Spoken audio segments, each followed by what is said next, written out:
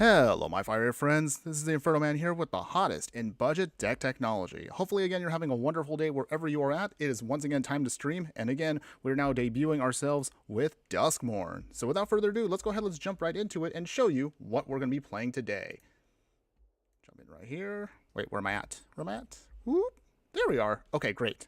Nice. Okay, so with that, again, we're going to be jumping right into it today. Normally, again, we try to do jump midweek matchup, but I was actually playing that last night, so we're going to skip that today. I just want to go all in on our awesome deck for today. But what exactly are we playing? Well, as you saw earlier, if you saw the message there, we are definitely going to be playing a deck that I'm simply calling You'll Float 2.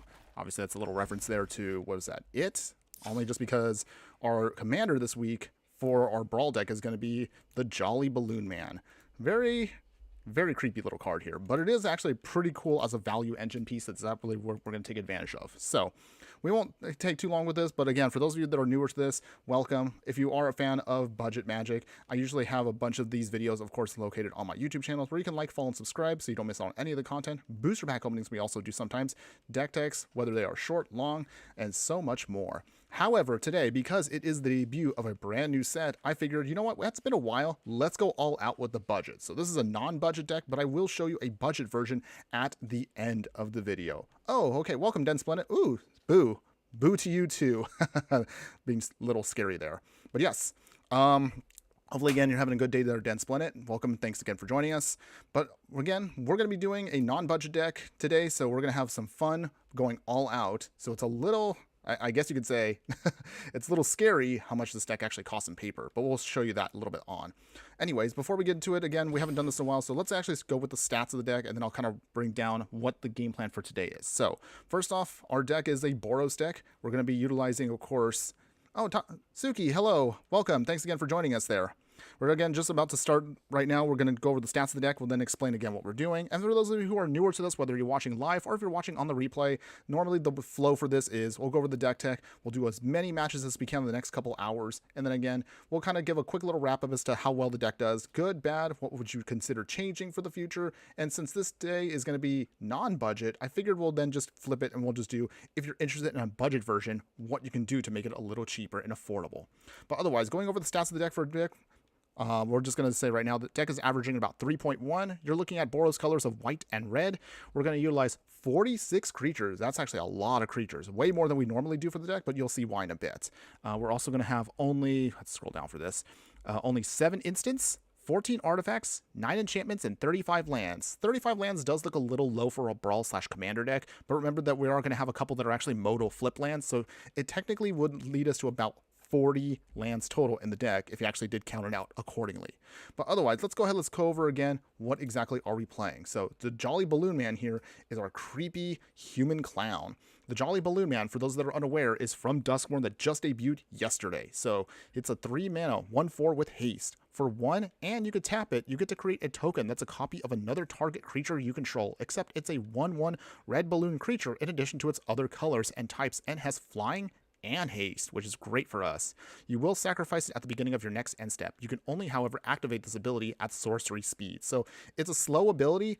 However, we can do a lot of things where we can cheat some really big creatures for super duper cheap. We actually don't care that they're only 1/1 balloons. All we just want to do is just get those entering triggers just to get a ton of value out of our deck. So what exactly are we going to want to copy with the Jolly Balloon Man and make a bunch of tokens with? Well, before we get started with that, can we all just admit right now, that is such a creepy image. But it's just one of those like images that's like so freaky you just can't help but stare at it. But yeah, I'm assuming, of course, the clown part and the red balloon are a reference to it. I don't know. I don't really watch horror, but it's just not my thing. But in any case, I figured the card does look pretty cool, so that's why we're going to be rocking this today. Granted, most of the cards here are not actually from Duskmourn, but don't worry, we will be doing a full Duskmourn deck tech later on. Over the weekend is what I'm shooting for that, but we'll talk about that again a little bit later on. Let's go over now the entire deck. Once we finish, of course, the deck, then I will jump in and we'll get as many matches in as possible. So starting at the top here, we're going to be rocking Swords to Plowshares, one of our great spot removals. You exile a creature and basically you give them life in the exchange. Not a big deal for giving our opponent life. It's just a great way just to exile something we just don't want to deal with. Witch's Oven here may look a little strange in our deck, but hear me out for a second here. There's going to be moments where we do want to stabilize, so getting some food tokens while we sacrifice maybe, say, one of those balloon tokens that the Jolly Balloon Man makes will allow us just to help just get more value out of it at a later date in the game. We're also going to be rocking in the 2-drop slot. We have a Johnny Nakado Pariah here. If you've seen me play this card before in 6-card and Timeless, it's a really awesome card here. Creates for us a token. Also, we can then start pinging our opponent down with its secondary ability here once we flip it. However, we will need to make sure one of our cat warrior creatures, or actually a cat in general, has to die in order for us to flip a Johnny. Either way, still a great card for the deck. Ambitious Farmhand here, not really anything special, it just helps us dig out a Plains card that we can put into our hand. We can flip it with Coven ability to make it a life linker, but again, mostly you just want to copy this, ideally, just to get more lands out. Ocelot Pride here, unfortunately, it did get the alchemy nerf, which is annoying, but technically in paper this is a 1-drop, but in, of course, Arena here, it'll be a 2-drop for today. Not a big deal for us. We are, of course, playing still in Brawl, so we're still going to take advantage of the fact that it can create for us more tokens that we can copy. Ideally, again, if we can copy this with the Jolly Balloon Man, it gets really, really crazy very quickly if we can just get one copy to stick. Dauntless Dismantler here forces our opponent's artifacts to enter the battlefield tapped, so this will slow down a ton of our enemies' mana rocks here. We can also sacrifice it later on to destroy a bunch of artifacts with a mana value of X, so this can be great for us for the late game, just to kind of slow down our opponent or shut them off if they're playing artifacts. We have some tap lands here that also are technically also spells, so we have Kabira Takedown here, just for removal, or it can also be a tap land at a pinch. Same with Razorgrass Ambush here, also same thing. It's either a spell, or it can be a land when we need it to. Sedry Shelter, same thing, tap land, or it could be protection for any one of our creatures. Selfless Spirit here, it may not seem like it's anything super special, but it can be helpful for us just to make a couple copies of this, just to give all of our creatures indestructible, so we can sacrifice it later on, just giving us a bit of protection for the board. Spirited Companion here, super duper cute little dog here. It enters, just helps us draw a card. Great as another simple copy ability. Westford Rider here, copying this allows us just to get another sweet option to help us destroy an artifact or enchantment. Only we can do that Sorcery Seed, but it is at least for free. Daxos here just helps us stabilize. It will help us because also it'll pump itself up with the devotion we have to white. We have a ton of white creatures, so this is great for us for the deck. White Orchid Phantom here, another great target for us. This to help us destroy a non-basic land.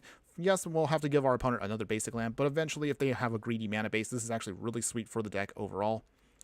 Betrayer's Bargain here, one of the newest cards from Duskmourn, and it's also a great instant here because also we can utilize any one of our balloon tokens that we make with the Jolly Balloon Man to then just sacrifice it for extra value. Then hitting a creature for 5 damage and exiling it is pretty awesome. Demand Answers here, same thing. We can either use this to discard a card, sacrifice an artifact. This is actually where those food tokens can come into play for extra value with Demand Answers to help us draw some more cards. Direfleet Daredevil here, it's a pirate. It enters, it helps us exile an instant or sorcery from an opponent's graveyard, and of course, we can cast it later on at our leisure. Goblin Bombardment here, really also as well. For free, you can just sack any of your creatures, and then the bombardment can just ping our opponent down. So we can take advantage of the extra tokens that we will make here, and then just do a little extra damage. Impact Tremors here, since we are going to be mostly a creature deck, we had to have throw in Impact Tremors to do a little extra damage when every creature enters.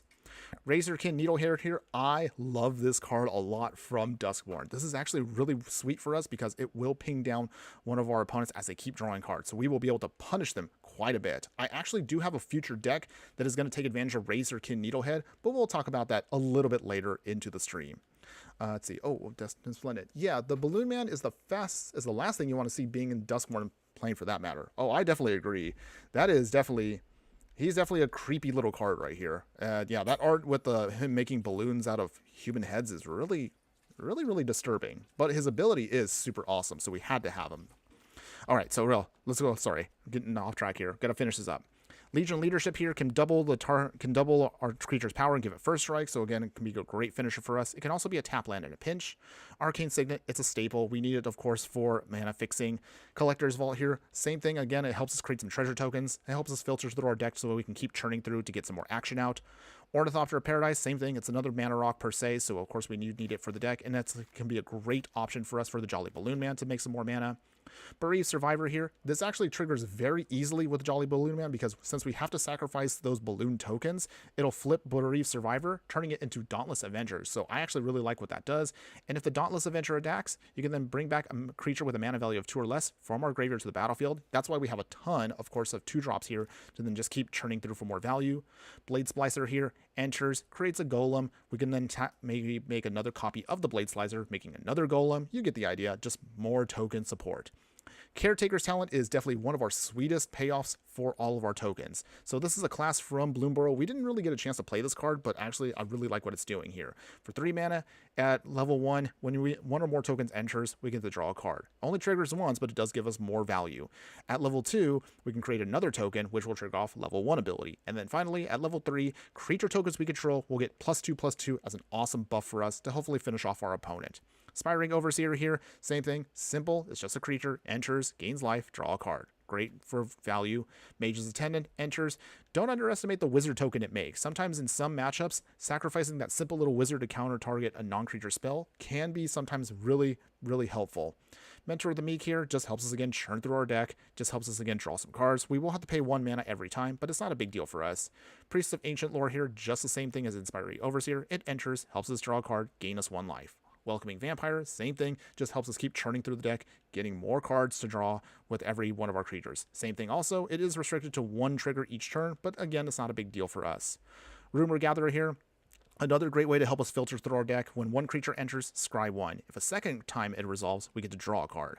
Skyclave Apparition here, another sweet target for us. When it enters, then we can exile a non-low token permanent our opponent we don't control with a mana value of 4 or less. Granted, of course, if it does get bounced out, the illusion just pops up on their side, but we don't really care about that. All we want to do is just use this as another great target for the Jolly Balloon Man to then copy over and over. Fable the Mirror Breaker here, another great option for us. This actually does the same thing as the Jolly Balloon Man. Again, of course, it has to flip in order to become much more valuable, but again, excellent value. I don't really have to say much about this card. It's just amazing. Emodane's Recruiter here, another one of our great finishers. And if we can copy this, we can get a big amount of buff for our whole game plan here. Give all of our creatures +1/+0 and haste until end of turn. And also we can create some night tokens in a pinch. Molten Gatekeeper here, similar to Impact Tremors, all it just does is just help us keep pinging our opponent down. We can also bring it back with Unearth for 1. Witty Roastmaster, same thing. It's just the same thing as the Molten Gatekeeper here. Creatures enter, it pings our opponent down. Mog Mob here is also really great. It enters, actually I've realized, it sacrifices itself and we can deal 3 damage divided however we need to. This is also another sweet target for us for the deck, just to help kind of just slowly ping out our opponent and just do some damage. Flage here, Titan of Fire's Fury, another great target. Granted, however, the only downside is because the token will be legendary, we have to sacrifice either Flage or the token, but at least for 1 mana, you basically get right here a Lightning Helix for a really cheap cost. War Leader's Call here, basically it's just an upgraded version of Impact Tremors here. Really awesome, it's just powerful, it's great for the deck. Circuit Mender here is similar to Filigree Familiar. Both of these cards enter, they help us gain some life. When they both leave the battlefield, we get to draw a card. So if the copy token doesn't do anything else, it just helps us gain some more life, draw some cards, get some more value. Alloy Mirror here, just again more mana fixing for us, similar to Arcane Signet and Ornithopter here. Palladian Mirror, more fixing for us, just helps us again ramp out faster. And then going into the 4-drop slot here, we have Anointed Procession here. This is again where all of our tokens will get a massive payoff where we can just double them up, get some more value out of our tokens, and just do even more and more basically value. It's great. Restoration Angel here, it has flash, it has flying. You can blink something away, bring it back to the battlefield, get some more value, get some more triggers off. Witch's Enchanter here, another one of our Moto cards here. It could be a land in a pinch, or of course you can enter in this, again, more artifact and enchantment hate.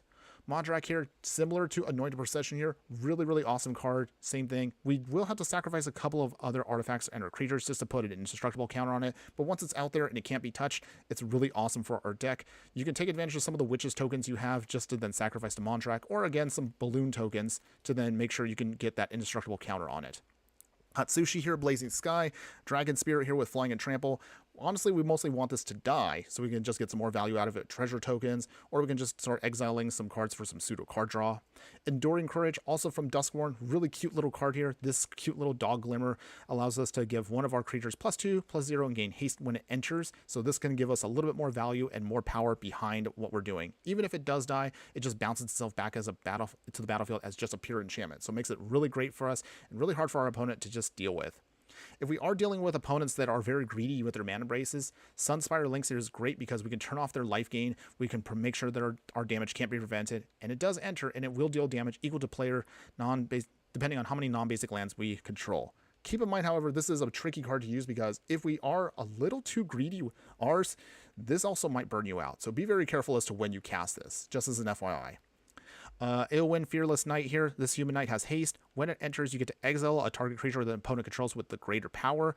However, this means this is also another great target for us to just exile stuff just to get it out of the way. Legendary creatures we control will gain protection from each color of that creature's color until end of turn. So this can be a really great way to kind of push through damage if we need to in a pinch. Solemn Simulacrum here, Sad Robot, aka just enters, just helps us dig out another land. When it dies, draw a card, more value for us. Panharmonicon, of course, doubles up all of our triggers, really great for us because we do have a lot of enter the battlefield triggers that we want to get extra value out of. All right, we're almost done, everybody. Disciple of the Sun here, when it enters, you get to return a permanent card with a mana value of 3 or less from our graveyard to our hand. It can be for lands, and it can be for many of our creatures. Elish Norn here, aka Phyrexian Mommy, just helps us again shut off our opponent's enter the battlefield triggers, and we get to double up ours, similar Panharmonicon. Owl the Dawn Sky here, same thing, just like the other Dragon Spirit. We want it ideally to die so we can get the most value out of it. So this is a great target for us to make balloon copies out of. Zealous Conscripts here, mostly is just to get rid of something that we just can't deal with on the main board and just give it to us. And then once we can untap the permanent, we can give it haste. We can then maybe target this a couple times to get extra copies to just get other enemy creatures out of the way, which we can also sacrifice to say like a Witch's Oven, just again, get more value out of the deck. Finally, wrapping it up here, Sun Titan at 6 mana is going to be a giant here. You've seen Sun Titan before. It just helps us, of course, get more of our creatures back with a mana value of 3 or less. Actually, it's just any permanent card. So this is actually really great for us as a finisher. And then, of course, another copy target that will really be sweet for us is a Tally here, Primal Storm. This, again, will just help us just get more value. Even though that 1/1 token is not as strong as, say, a 6/6 Elder Dinosaur, because it's flying, the triggers that it gets when it's attacking as it's a copy of it will be really great for us. Trumpeting Carnosaur here, cast Discover 5, just that means we can just exile cards from the top of our library until we can cast something for free that's a mana value of 5 or less. Really great as a copy target. And then rounding it out is Wormcoil Engine here. Obviously, when this dies, we have to create even more tokens with Phyrexian Worms. One will be a 3/3 Death Toucher, the other will be a 3/3er with Lifelink. It's great overall. Basically, it's Value Town no matter how you cut it, everybody. This is, again, just going to be one of those decks where you really want to copy as many things as possible. But before we finish up, let's go over the land base, which is going to be the best way to chop this deck down to a more budget-friendly build, but we'll talk about that again at the end. However, for today, since we're non-budget, we're going to be utilizing Castle Ardenvale, Ganjo Seat of the Empire. We're going to rock 8 plains, Arena of Glory, Barbarian Ring, 6 mountains, and all the dual lands we can muster up. So Abraded Bluffs, Battlefield Forge, Elegant Parlor, Inspiring Vantage, Needle Verge Pathway, Rustvale Bridge, Sacred Foundry, Sunbaked Canyon, Sundown Pass, Arid Mesa is one of our fetch lands, Cabaret Courtyard is one of our cheap fetch lands, Command Tower is a staple, Fable Passage, Mana Confluence, Prismatic Vista, Urza's Cave, and finally Volatile Fault. Whew, okay, so sorry everybody, I know that does take quite a bit of time to get through here, but at least we got through everything. So, big question we have is, can the Jolly Balloon Man pull off some victories by copying a bunch of our creatures for fair at value and get a ton of extra, I guess, extra value? Well, I guess we're going to find out right now. So, I'm super hyped about how the Jolly Balloon Man's going to work. Let's go ahead, let's play as long as we can today and see how well this deck does. Alright, so we're going to jump in right here, and we'll get our first couple matches in. Let's see how well it does. Again, I'm not expecting too much because even though we are non-budget, we should be holding our own a lot better than maybe previous deck techs we've done. Because normally, again, I tend to play, of course, a lot of budget builds, but I know I've had some discussions with some friends, and most of them were asking right now, Infernoman, why not you just throw on maybe once in a while some non-budget stuff? So I figured, why not today? Because again, we are debuting with a brand new set here. Yep, honk honk. Can our clown make a clown out of our opponents? I guess we'll see. Let's see, Suki, what would you say is the power of the deck? Just like power ranking? Like, are we talking like the commander power ranking where it's like between 1 and 10? Is that what you're asking? Because I would say, I don't know. I'm not too well versed with how the rankings go for commander decks. I know mostly everybody says their deck is a 7. But honestly, I would have to evaluate some of the cards here because we do have some very powerful cards. Like Anointed Procession here, you can see in our opening hand, is also very powerful. And then most of our other cards kind of have to rely, however, on getting copies and triggers. So I guess I would have to look at the rankings again. I would say minimum, and I know it's going to sound cliched, anywhere between a 6 to an 8 is probably what this deck holds right now. And that's only because we are utilizing some very, very powerful rares and mythics like Anointed Procession, as I just mentioned. We do have Elish Norn in the deck.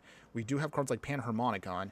Jolly Balloon Man himself is not as strong as, say, like Kiki Jiki, but that's only because Kiki Jiki was one of the originators when it came to decks like this, because that could tap for free. Jolly Balloon Man, you do have to pay a mana for it, so I guess I'd have to think about it for a second. I would say, if I was being really, really bold, I would say this deck might be possibly an 8. But again, that's mostly because we are using fetch lands, we're using a lot of rare duels, and we are going to try to see how we could do on a non-budget. On the low end, if we had maybe a much more janky mana base, probably a 6. So I think, is it stronger than a precon? I would definitely say this is definitely stronger than a precon. And the reason why I would say it's stronger than a precon is we're actually using a good mana base game. And that's mostly, again, what, if many of you have seen my streams, you'll notice that I tend to struggle a little bit.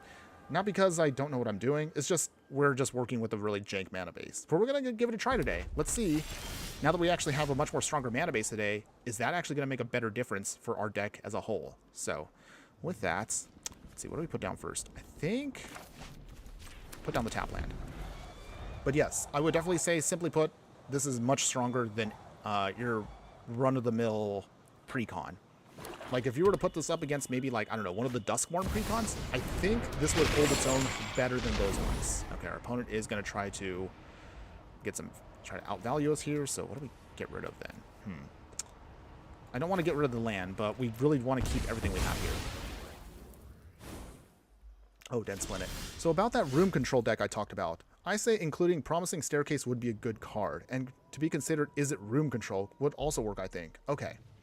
I know I've seen a couple of builds Den Splendid that talk about is it control build for rooms, but I think I'm honestly cemented in doing an Azorius build. We're still experimenting just a little bit here because I will have some videos up soon on my over on my Patreon when it comes to just kind of testing out and seeing things, seeing how it feels. But don't worry, that is definitely something that we'll talk about. So our next big deck tech that everybody voted on my YouTube channel, that is being made right now. I already have half of the recordings done already, so we're already going to start editing what we can tonight. But it might take me a little bit of extra time. So I'm shooting right now possibly for Sunday is what I'm looking at for that. But we'll see how quick we can get through that. I do want to see how well it looks. So first off, welcoming Vampire. Ping our opponent. Got a 35. They will discard a card, so I'm guessing they're going to try to get Croaxa out of the graveyard for a lot of extra value. But we'll see. Oh man, if we had some of our graveyard hate right now, that would actually be really sweet for us. Ooh, Esper too? We'll see. We do have quite a few options there. Okay, Dragon's Rage Channeler. Rooms are definitely going to be an interesting thing. I will definitely say rooms are actually pretty powerful. From my initial experience testing the room enchantments. Okay, our opponent is swinging here. They're pretty aggro right now. That Rotting Regisaur, that might be a problem for us, but we'll see. Alright. We will play Spirited Companion. Ping our opponent, draw a card. Vicious Farmhand. Well, we're kind of awkward here because throwing away that land might have been a bad idea. Let's see. Opponent? What do you got? Alright, so they sacrifice their Chromatic Star. They draw a card. Opponent's got 2 cards in hand. We still have a full hand, which is usually not how we play, but we are a little bit pinched on mana, surprisingly. Okay, opponent mills 3 with Stitcher Supplier. Put down the tap land, Sulfura Mire. So we've got to slow down the bleeding. In order for us to slow down the bleeding, we need to put in Rotting Regisaur on chump blocking. Okay, down to 11. Alright, it's not looking too good right now for the early part, but we're going to try to see if we can get our way out of this. So, how do we do this here? I guess... Fable the Mirror Breaker. Make a token. Wow, our opponent getting that Rotting Regisaur off kind of put us in a bad spot already, so I don't know if we're going to be able to survive this, but we're going to try, everybody. We will try. Our opponent here is going to do their thing. Just watch. So here comes Croaxa. Oh, man. I really hope we can get the Jolly Balloon Man off. I hope that we can do some copying today to see how powerful Jolly Balloon Man is with the extra copies they can make of cards. Our opponent is bringing in Croaxa. No surprise there. Alright, well, we're going to get their value in, so I guess we'll throw away something here. We're probably not going to have enough time for Anointed Ascension. Sorry, buddy. Love that card. I actually do have a copy of this actually in paper, but I guess today's not the day. Okay, so... Block the Regisaur. We have to slow them down as much as we can for the time being. Okay, Vicious Farmhand... Okay. Okay, so we did get a land, so that's not bad, but we're still behind. Okay, Blade Splicer. Ping our opponent. 2 pings. They go down to 21. At the very least, we have now Rotting Regisaur at least somewhat buffered with 2. Okay, well, our opponent is duressing, but they're not going to get any value out of that. Got him. Just all creatures, opponent. We have no spells in hand for you to throw away. So, too bad. Too bad. Yes, I will agree. I actually do like Croaxa when I'm playing him. Obviously, when I'm not playing him, it's very annoying. But, let's see. Alright, our opponent actually sacrifices Bomat Courier, surprisingly, after only 1 card. Okay, the Raven Man is what they got. Okay, so, big swing here from our opponent. We have to block both, which is... really bad. Alright, Mentor the Meek. Goes bye-bye. Let's see. Okay. Is there any way out of this? Wow, there really isn't. Oh, man. Well, this is not fun. Down to 1, I guess.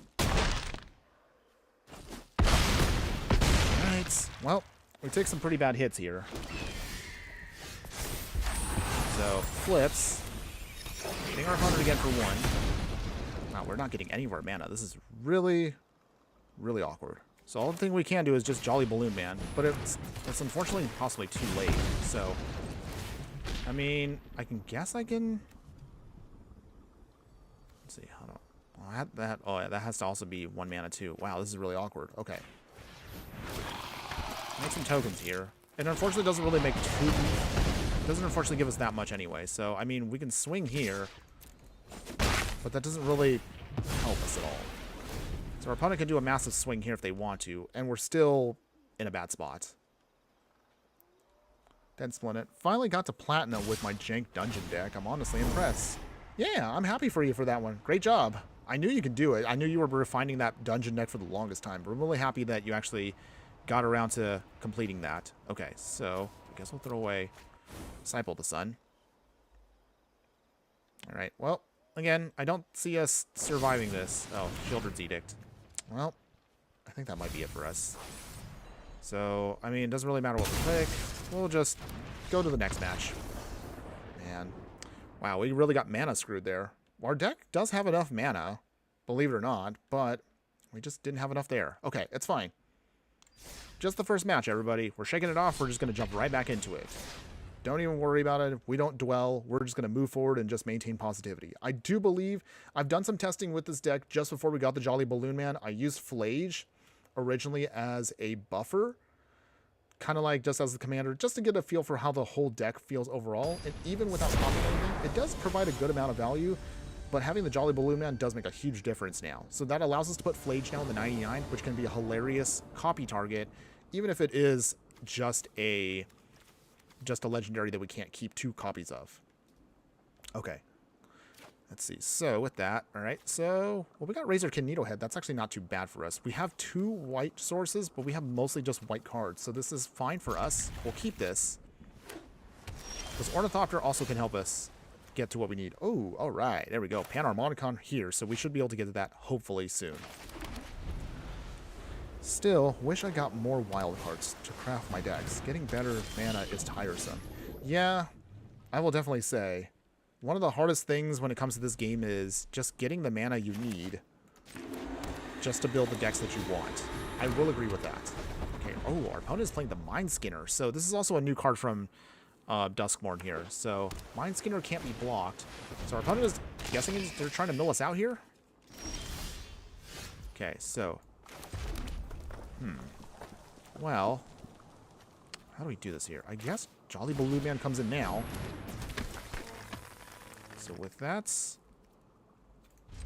pass. So even though this card can't be blocked, they're going to try to mill us out here pretty quick. They have 5 cards in hand, but let's see if we can find a way to get around this. If we can just blow it up at least once or twice, we should be good to go. Oh, prove that. Ooh. Wow, our opponent got a really good hand that this opening game here. Okay, so our opponent hits us.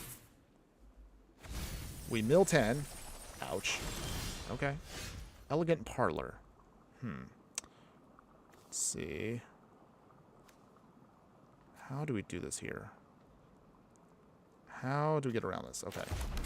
Elegant Parlor. Oh, I guess that won't really matter too much here. Okay, so... I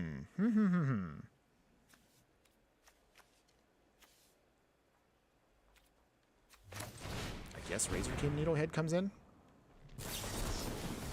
Oh, wow, they actually countered that? Oh, that's poo-poo. Alright, well...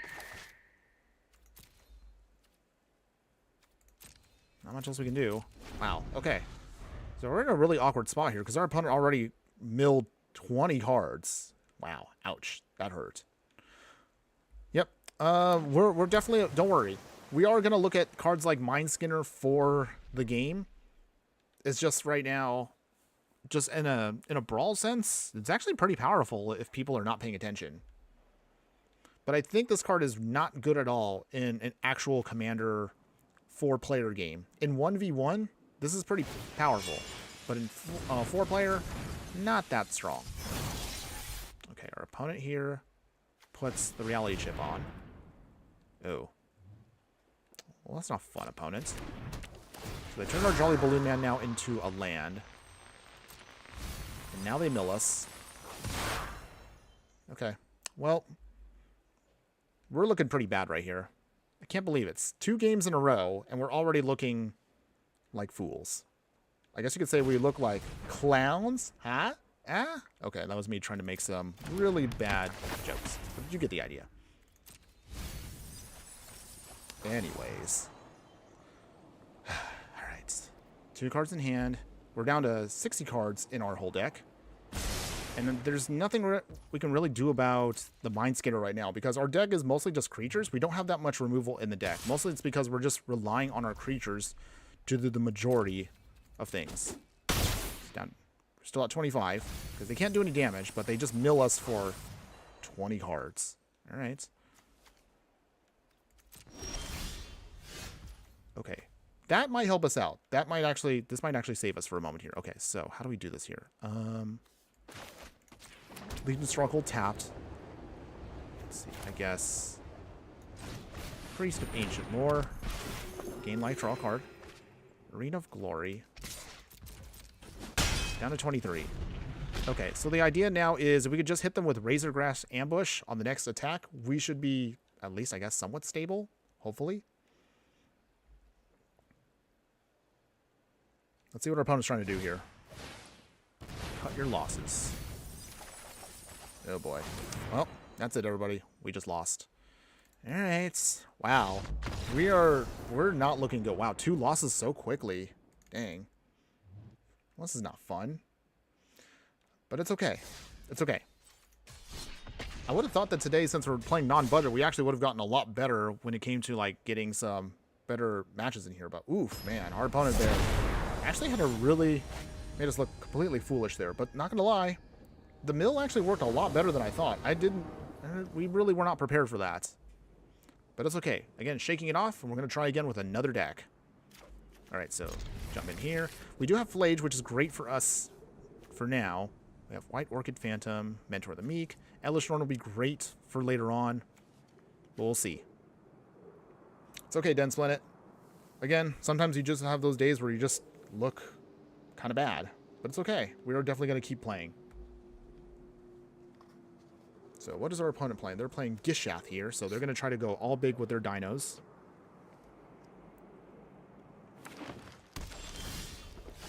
Okay.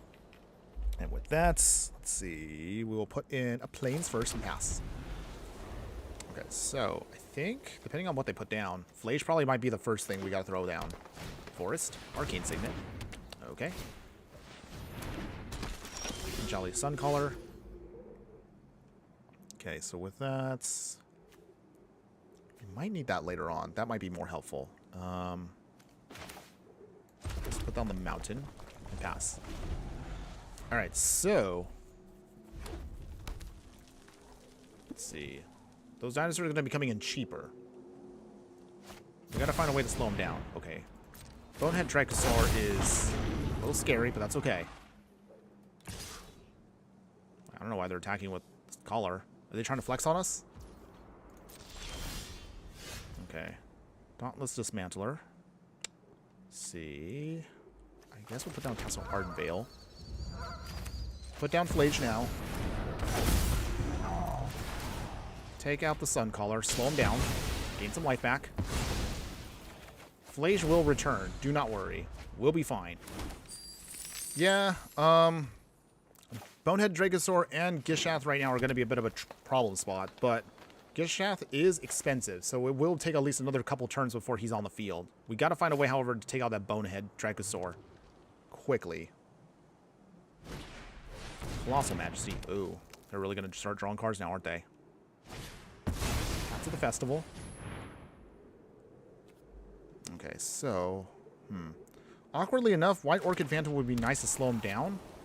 But they actually are playing all basics, so that's actually kind of awkward for us. Down to 23. Okay, Mountain. Okay, so I think Witch Enchanter.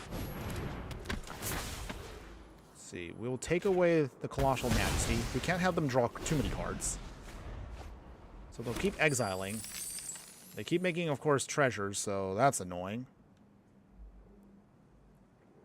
Man, if we only had some of our creature removal, this would be helpful right now. But we will find a way around this.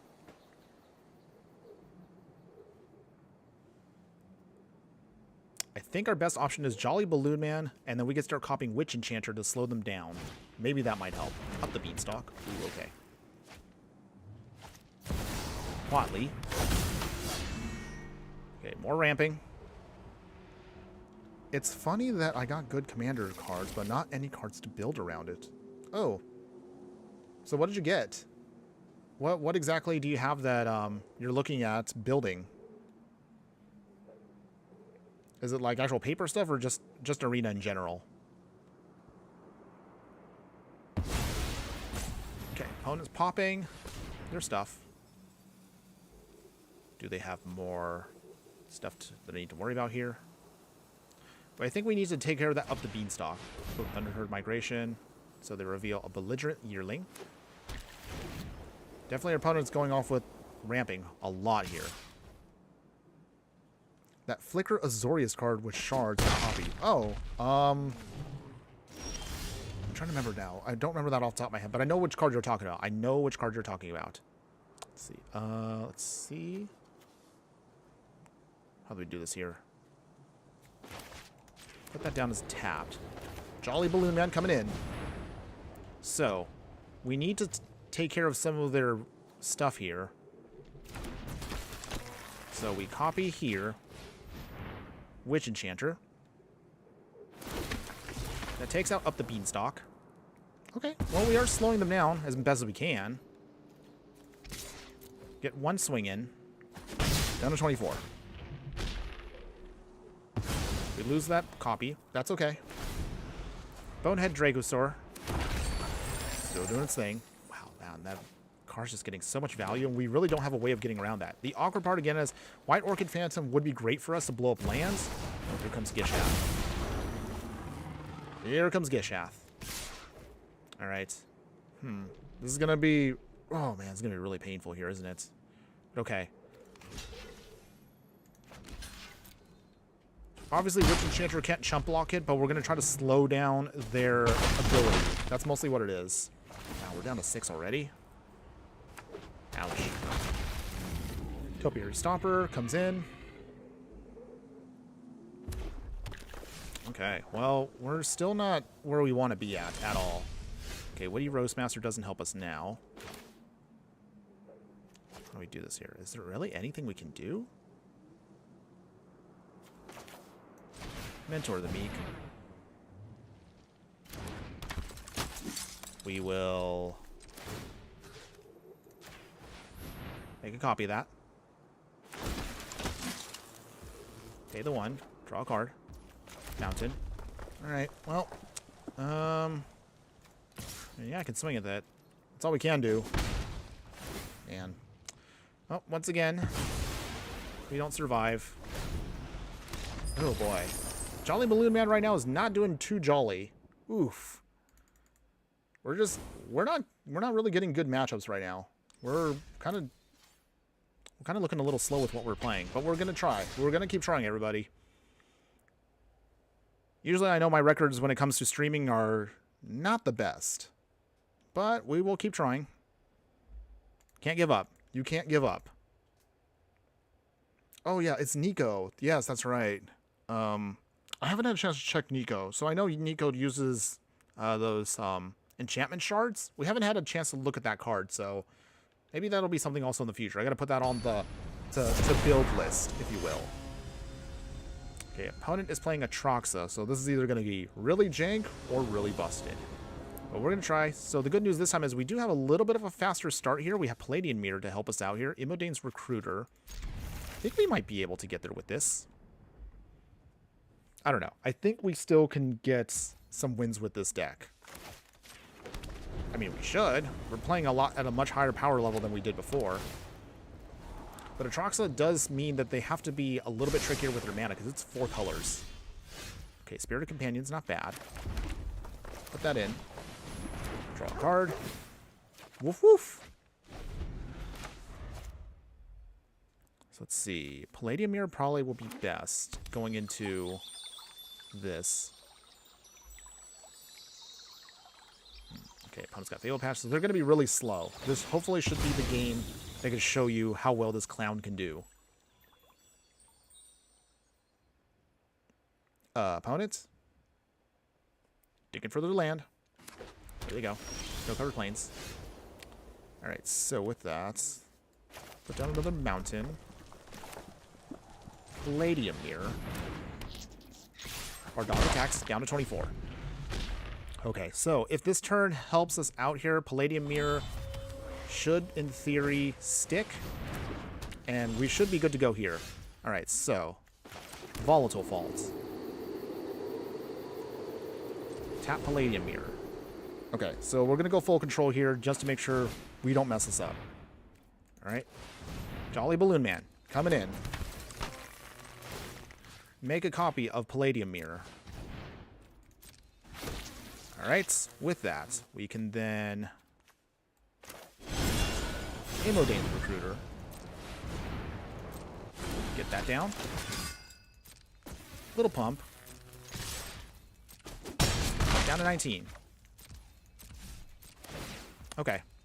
So, we were able to get down a couple more things. So I think next our turn is, if we can just get this ticked up, Enduring Courage, getting another copy of this should put us again close to closing out the game very quickly versus our opponent. Okay, Dense Planet. Also got that weird Danitha New Benalia's Light deck. It's kind of like a weird version of Control that works for some unspeakable reason. I went 7-2. Oh, wow. That sounds actually really sweet. I haven't had a chance also to look at that card. There's been way too many cards right now that I would love to build around, but I'm just overwhelmed with how much product we have gotten. So I hopefully need to put... I guess I should probably put together a list of cards and decks that I want to build in Arena, just to kind of get a better feel for what I want to build. Okay, so our opponent right now is playing a little bit more conservatively with Black Market Connections. I think they want to slowly ramp out, but they're... Beautification. Choose a Planeswalker type. Okay, a Johnny. Oh, okay. I mean, if they want to call it Johnny, that's fine. We don't need a Johnny to actually win. But we do need to close this game out fast. Because I want to see if we can just beat down our opponent quickly here. Okay, Mob's not bad either. So let's see, how do we do this here? Tap the Palladium Mirror. Enduring Courage. Let's see, how do we do this here?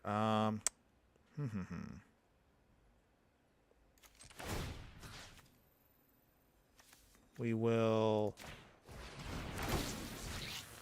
pump that up. Ambitious Farmhand. Get another mana out of that. Pumps that up. Take action. Let's get out another Plains. Put that down. Let's see, we swing with just the Farmhand. No, Pacifism Auras. It kind of does that, and it's annoying to deal with. Okay, so we lose that. It's fine. Okay, so I think next turn should be the turn we can close this game out. Hopefully, we should be able to close it out next turn. Hopefully. Let's see, just one card in the yard. That's fine. Opponent is going to keep that Shapeshifter down, just again, give them a little chump blocking action, but we will try to see if we can get around this. I think Imodane's Recruiter also could be a great target for us. Oh, okay. I think I got a way to get around this. It's just going to take a moment here and a little bit of trickiness just to do this. But I think we should be good. Oath of a Johnny. Okay, so they put counters. Proliferate. Alright. Well, opponent here is going to try to see if they can be a little sneaky here. So here's how we do this. Tap. Oh, wait, hold on. Here's how we do this. Okay, okay. Full control again. Flage. Coming down. Take out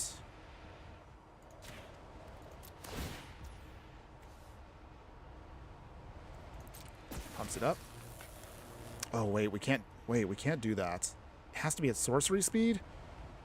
Okay. Maybe... Okay. Okay. Didn't think that one through. Okay. It's fine. We can still make this work, everybody. We can still make this work. Okay, so... How do we do this here? How do we do this? Okay. I think... Tap the Immodane's Recruiter. That gives everything pump. All right. Big swing here. Did we get there this way? Wait, did I actually count that up right? Hold on. I probably should have done the map beforehand, but okay. Let's see. They still go up a chunk here. Even if the Enduring Courage dies, that's fine, because it just bounces back as an enchantment, right? That should be okay. That should be okay, right? Okay. Down to 2. They go back up to 4. But that does reset their Atraxa. And we bring that back as now an enchantment. So we lose Immodane's Recruiter, but okay. We put them now down to 4. They can't really do too much with black market connections now, unless they want to be super greedy. But okay, I think we got this one here. I think we do.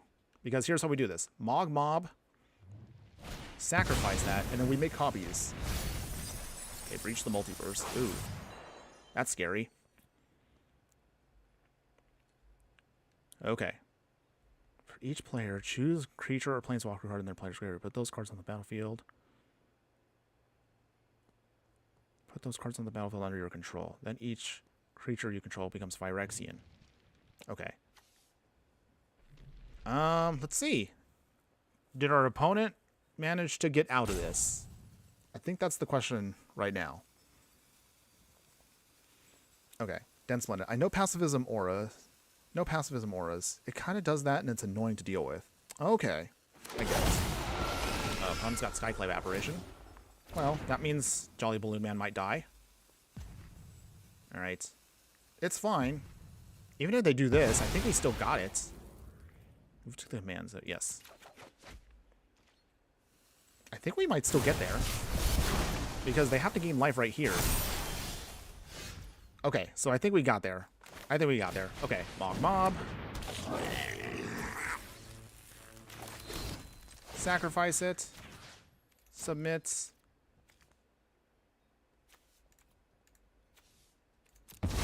All 3. There we go, everybody. Much better. Yeah, Mogma right there. That cute little goblin got us the win out of nowhere. I didn't think that was going to help us, but it did. Yeah. All right, there we go. We got our first win for today, everybody. Feeling good. Much better. Okay. Dense one. Imagine breach the multiverse with Vagaboth. That sounds disgusting. That does sound disgusting. Very bad. Okay, there we go. So we got Cynical Loner. Cute. We'll claim an eyeball. Ooh, that's disgusting. Okay. Okay, so there we go, everybody. We managed to get at least one victory with our Balloon Man. Granted, we didn't get the win with the Balloon Man, but you did see there, having cards that you can copy or at least have the potential to, like Mob there, could have helped us if we really needed it to. But thankfully, we were able to sacrifice it just on its own, just to close out the game against our opponent. So, whew, that was almost too close. We almost lost control of that match there, but we actually managed to rally back. Oh, our opponent is also playing another card that I like. I love this card right here. So Arabella here is actually a pretty sweet little toy creature that I might consider doing for maybe a deck in the future, maybe just like a token deck, but we'll talk about that also soon. Going back to this, we got Mogwop again, Fable, Anointed Perception, Caretaker's Out. Wow, they really want us to go all in on the tokens here, but I think we can, hopefully. Okay, so next game here. I'm guessing our opponent here is going to try to go super wide with a bunch of little tokens. Let's see. Can they do that? Inspiring Overseer. We'll put that down. We need a land. We need a land in order for us to get through this. If we can just get that land, we should be good to go. Okay, Arabella coming in already. Wow, okay. Opponent is super aggro here. Faults. Spirited Companion. Woof! Draw a card.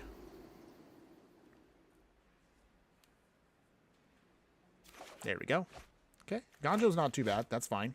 So now we have what we need fixed. All we just need to do is just outvalue our opponent who's playing.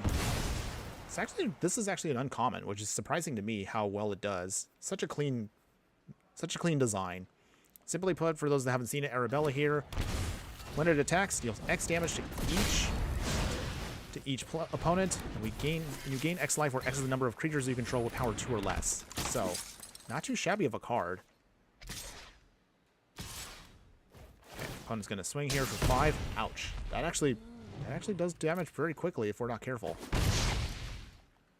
But the downside to the card is, you can see it has nothing but 1/1, so it is on the weak side if your opponent is doesn't have ways around it.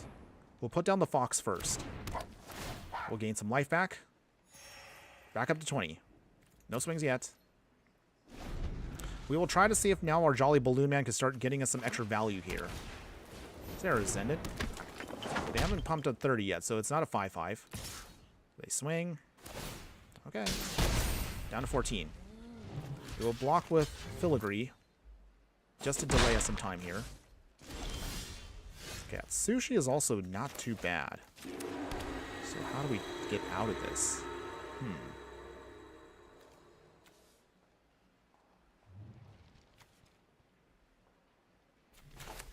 Okay.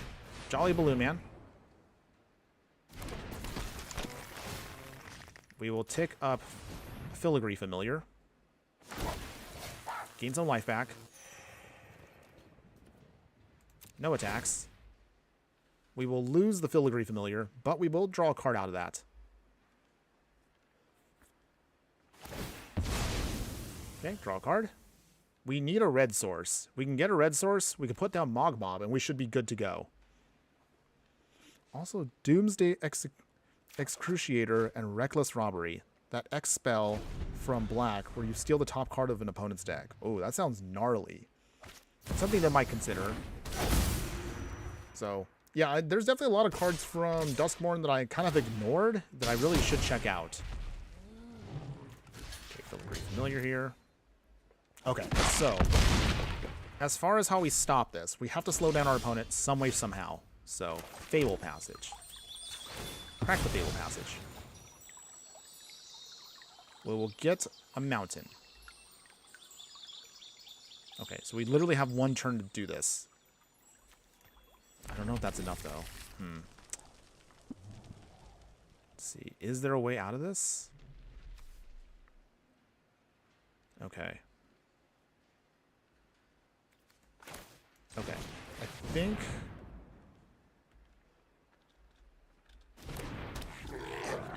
So, Mogmob. Make a copy.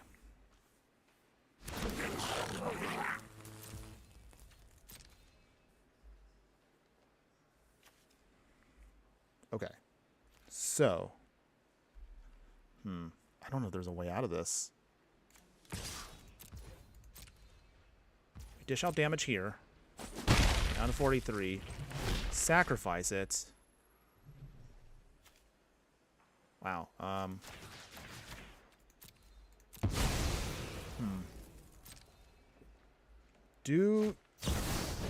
Wow.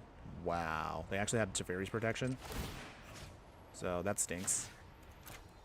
Put all 3 on that. Does your Giver Runes tap? Most likely it does. Wow.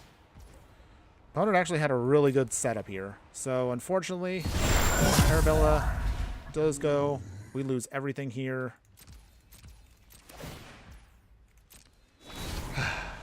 Alright, our opponent will get a free hit here, so we'll just cancel again.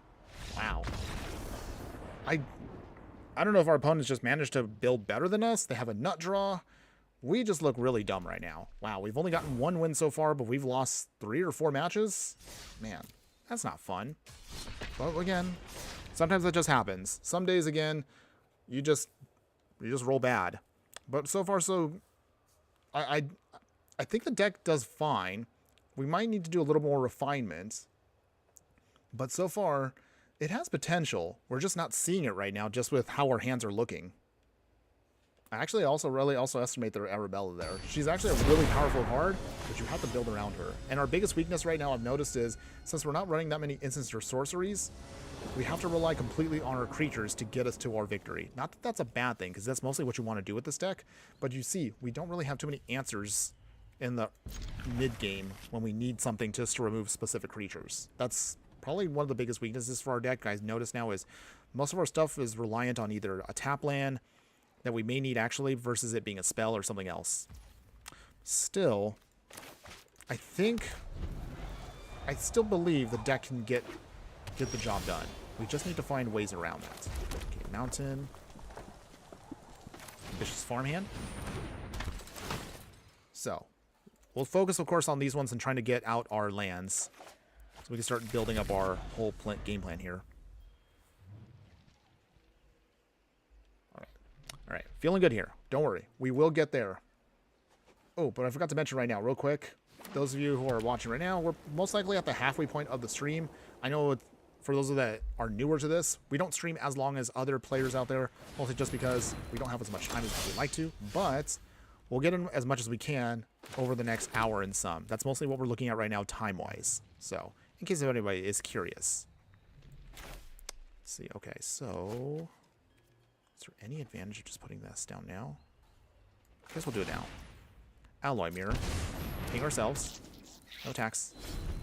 Okay, so Frodo, Determined Hero. I haven't seen too many people play this halfling, so let's see. Frodo, Attenders, Attachment of Equipment. Oh, it's an equipment deck. Interesting. Okay. So, opponent's going all in on Frodo, just doing damage. Unfortunately, they got the Sword of Fire and Ice, which is going to be really annoying for us, but that's okay. We will try to get around that. So, let's see.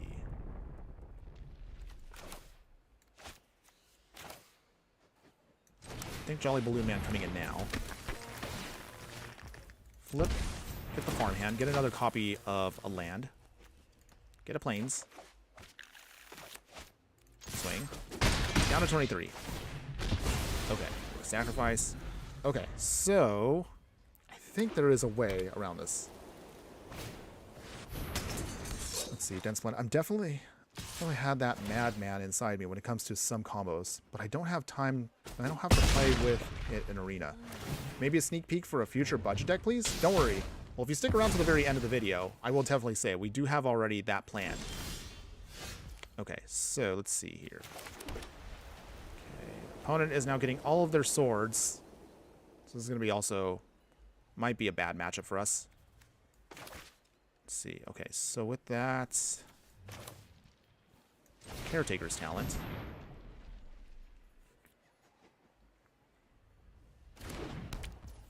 We will play a Johnny at 11. Wow, our opponent managed to get off with this. Actually, wow, I'm dealing with cards that I really haven't had a chance to actually like get a feel for, so it's kind of hard for me to really determine what's the best way to get around some of this stuff. Get to draw a card off of Caretaker's Talent. Okay, Demand Answers. Swing here with Jolly Balloon Man. Okay, down to 22.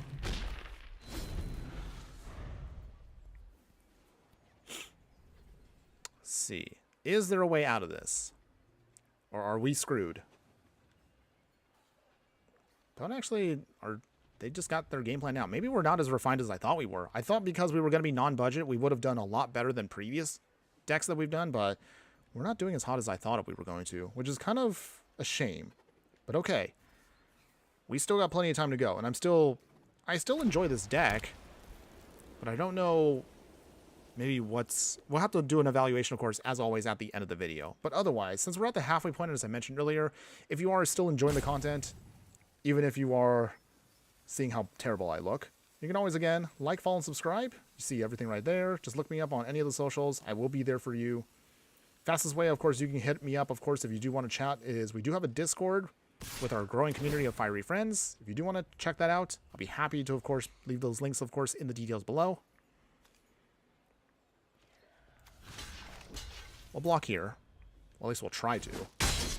Slowing him down to 5. Okay, so with that... Okay, so they did aim for a Johnny, which actually is kind of what we wanted. So that does flip. Sorry, opponent, you don't get to kill a Johnny. Too bad, too bad. Traitors will be punished. So this does buy us a little bit of time. Not by much, though. Starheim. Courser. Artifact enchantment spells you cast cost one less cast. Okay, so let's see. How, if any way, can we get out of this? Let's see.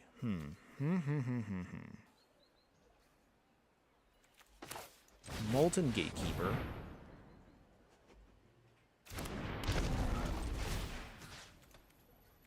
We will play...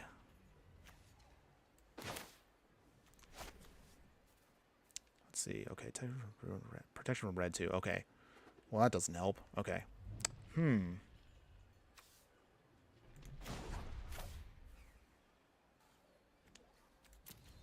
Okay, how do we do this here? Is there a way out of... Okay, I think... Wow, okay. Trying to think this all through, everybody. Ping our opponent.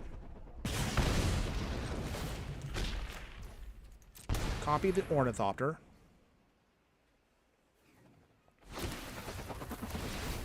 Ping our opponent.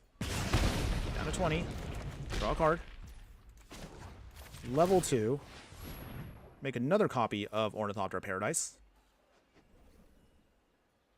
Okay, so we're not down. We're definitely not down, at the very least. Make another copy. Ping our opponent. We then make Cat Token. Okay, back up to 6, so that's not bad. Slow them down. Oh, jeez, they have Shelter Light. Really, opponent? Come on. I guess I should have gone to face.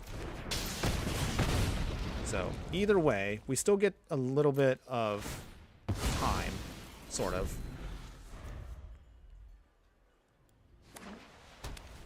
Okay, it's fine. Going on wings. Do they equip that to Frodo? Okay. Struggling here, but we're some way, somehow not dead yet. I don't know how, but we are not. We're not dead yet. Okay, like... I remember that one time I built a Golgari control deck where I did nothing but cast Breach the Multiverse and kept recurring with Timeless Witness and Gaia's Blessing to keep myself from milling. That was a wild jank deck. Ooh, okay. Did you actually post that up somewhere? Because, I don't know, that sounds actually, that does sound hilarious. But wow, okay. Let's see. I guess we have to let a Johnny go. I'm really surprised they actually went after a Johnny there. So, okay. We're not, again, we're not down yet. We still got time. Okay. This would normally be great for us, but unfortunately we don't have a way of stopping Frodo here that much. But we will try. Okay, so,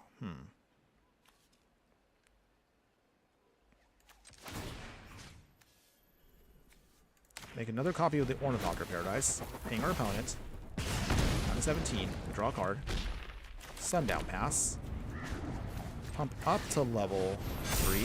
So that gives them all a little bit more damage. And then...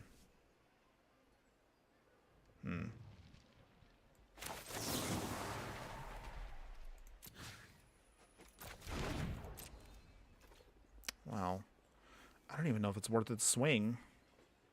They have protection from blue and red, which really hurts us. It was from an old account. Well, one of many accounts. Wait, you have more than one account? How many accounts do you have, Densplinit? Asking for a friend, of course. Let's see. I guess no attacks. Guess we'll do it this way. Pass here. Okay. Alright. Well, again, we're close to the end, but we're not dead. But we'll see. If our opponent just swings here, maybe we... Well, actually, we might be already be dead. I don't know.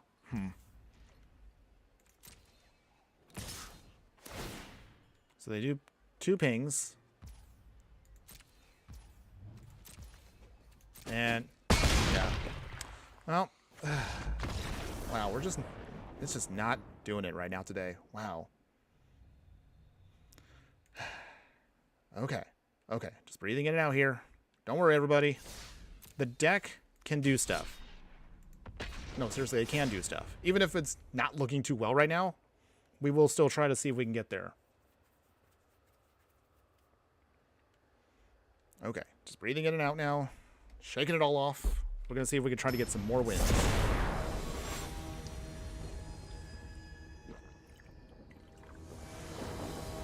All right, so... Okay, this time around, we actually do have a little bit of removal with Skyclave Apparition, so maybe this is our key. Maybe we should put the deck more removal, but we'll keep this, and I think we should be okay. Alright, so this time, Flames. Probably like 10 or 12. You have 10 or 12 arena accounts, Dense Linnets? Good lord, how do you keep track of all that? That's way too many accounts for me to keep track of. I honestly thought about making a second account just for, like, training purposes. I honestly thought I didn't need that. But okay, if it works out for you, I guess it works out for you. Let's see, it's down. Ornithopter Paradise. So Skyclave Apparition can thankfully start getting copies of soon. Alright, High Channel Pathway. Kinnan. Ooh. We can't have him go off. He's a troublesome playing creature type. Okay, so how do we do this here? Well... Skyclave to shut him down. Alright. So Kinnan's going bye-bye for now. So at least we do have some time. No attacks. Now, ideally, if we can get the Jolly Balloon Man to make copies of Skyclave, we should be able to shut down this whole deck, hopefully, before it goes out of control. Let's see. Here's the neat part. I don't. Oh, okay, okay. I get ya. Thassa's Oracle? Oh, interesting. Okay. I guess our opponent was like a combo deck here. Ooh, a Tally might be great for later. So, here's how we do this. Jolly Balloon Man, coming in. Now for the dirty part. So, we tap Skyclave. We will get rid of Delighted Halfling. Say bye-bye. Swing. Granted, they will get back their Delighted Halfling, but it's now just a token, so doesn't really do much against us. Sorry, opponent. You cannot get your stuff to go off. Too bad. Unless if they have a way of bouncing Jolly Balloon Man or turning him into something else, you should be... Oh. Never mind. They just got us right now. Take action. Okay. Alright, alright. Maybe I got a little too ahead of myself there, but that's okay. Fable the Mirror Breaker is also not bad. Let us play Fable.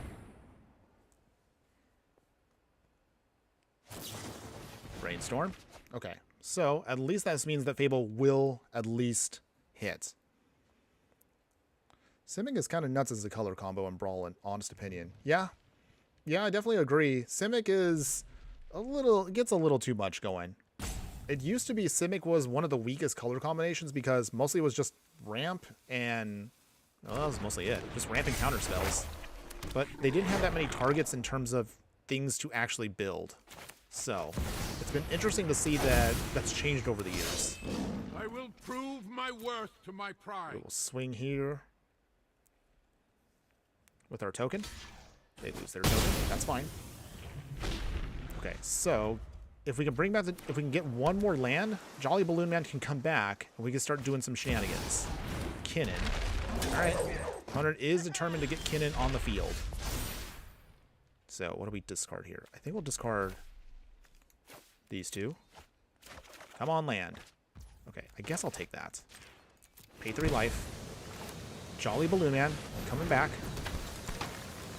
We will... Skyclave Apparition again. Sorry, Kinnan. You gotta stay off the field.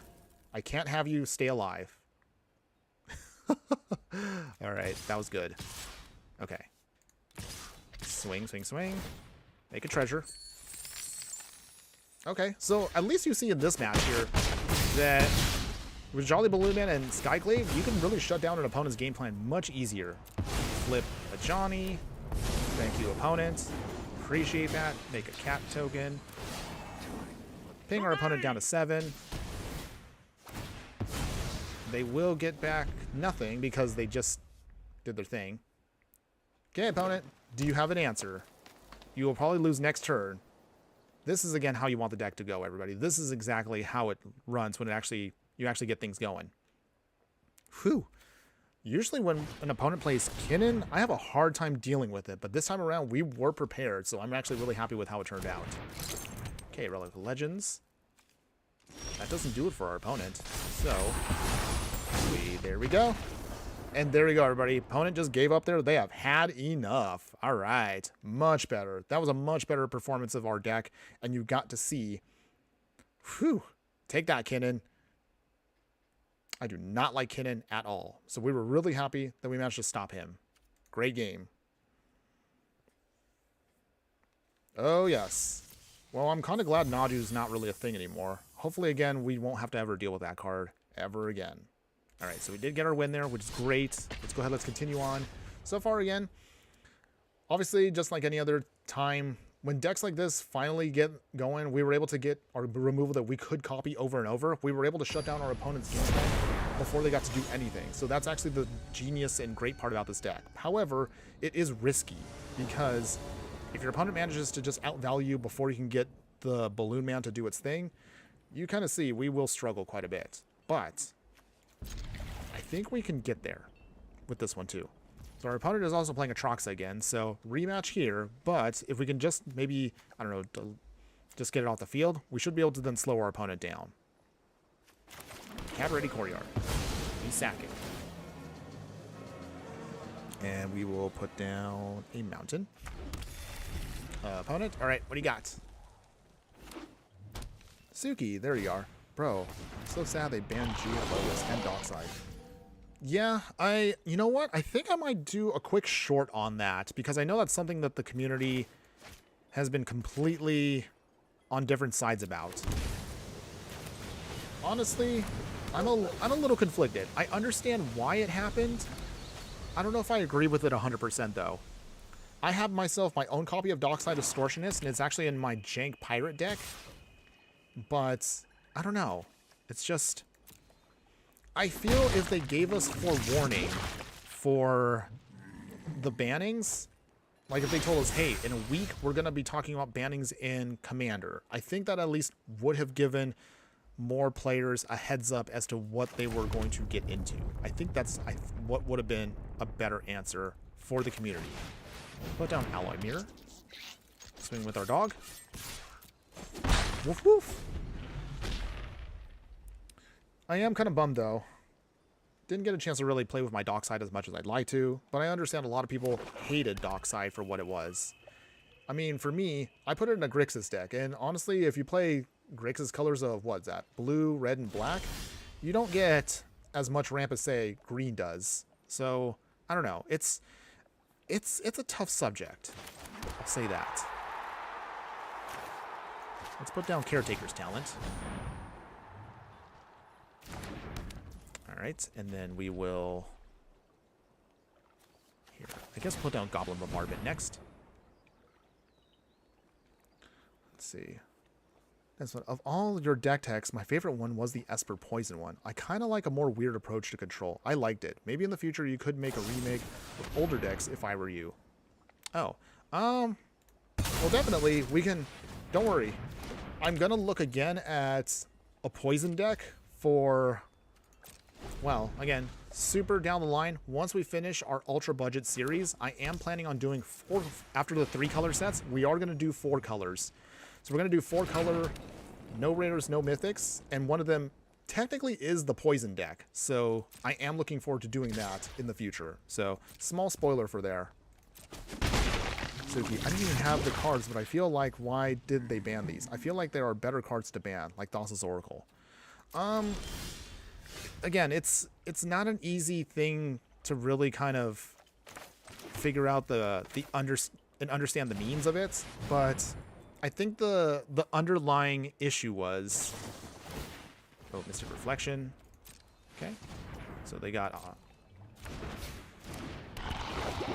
Oh dear. Okay, so with that, they turned our creature in. They turned the Jolly Balloon Man now into something else here. So, yay. All right, it's fine though. It's fine. We'll just tick up here and pass. Okay, we still have a way of getting around this, everybody. Don't worry. We have a way of getting around their venerated Rot Priest's little shenanigans there. But yeah, I would say my takeaway that I've argued with some people is, personally, I think the ban lists need to be reevaluated as a whole. And what I mean by that is, right now, we don't have a separate ban list for competitive commander versus casual commander. And I think that probably would have been one way to solve it, is just... Let's see, hold on.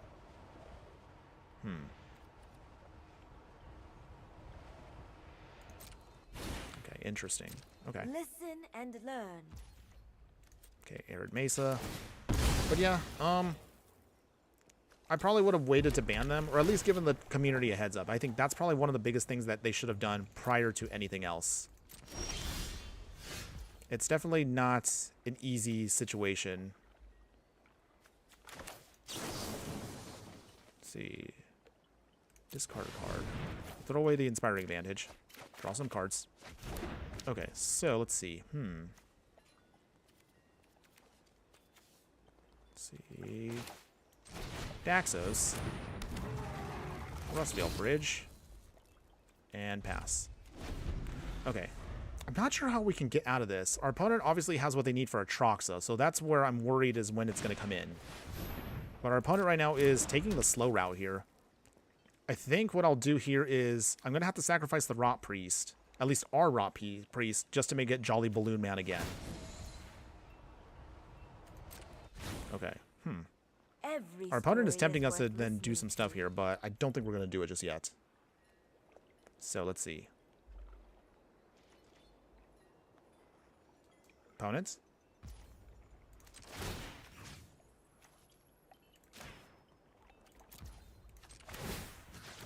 Aim to face, sacrifice our Rot Priest, so to speak. Take it back to the command zone. Gain some life. Opponent's down to 3 cards. But we all know that Atrox is waiting in the wings. So let's see. Can we get out of this? Prismatic Vista. Bring down Ow.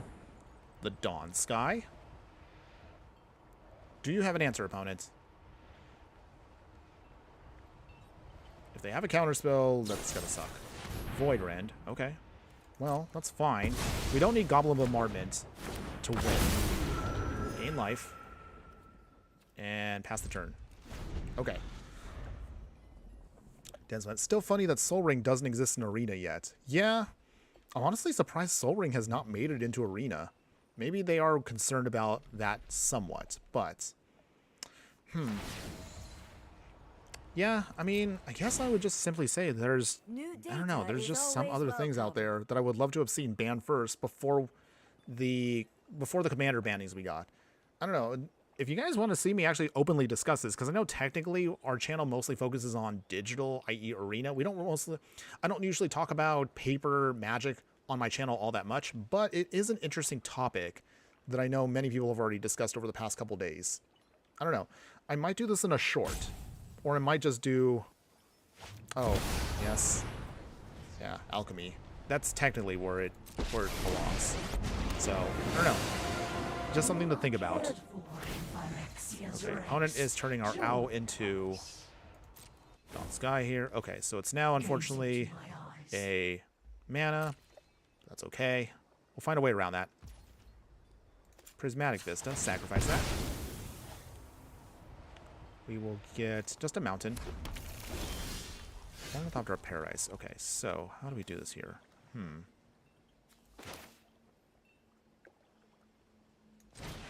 Jolly Balloon Man. Gain life.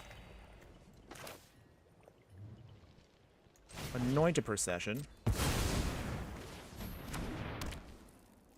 We will swing here. Do you block with Venerated Raw Priest? They do. Okay. All right. Okay, they draw a card. Okay. Yes, I think it would be a good topic to discuss. There's a lot of opinions, and I feel like we should see both sides. Well, I mean, if you guys want to do that, I might do, I guess I might have time to just do a small one. I'll see if I can crank one out. Just if you guys actually want to see at least a discussion on that. They draw 3 cards. Now they now get an emblem. Okay. Well, unfortunately, our opponent here now got to go off with Tamiyo. So I don't know if we're going to survive here, but we'll try. We will try. But again, yeah, if you guys want me to actually discuss the bannings, we can. Just trying to think, I'll see if I can try to make that work. We'll try to weave that into content for the next couple of days. Okay.